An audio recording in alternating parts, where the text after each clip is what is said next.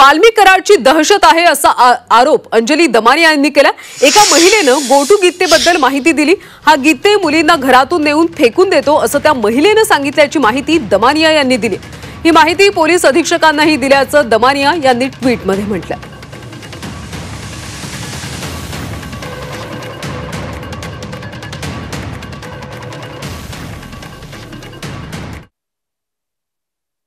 गोटू गीते नावाचा एक व्यक्ती आहे, तो अक्षरशः म्हणजे त्याचा एक फोटो मी एसपींकडे त्या दिवशी पाठवलेला, त्याची बाकी माहिती दिली होती। हा सो कॉल्ड कराडचा राईट हँड आहे, वाल्मिक कराडचा हा राईट हँड आहे आणि हा घरात घुसतो आणि भीती दाखवून आई वडिलांदेखत मुलींना उचलून नेतो आणि परत येऊन घरात फेकून देतो।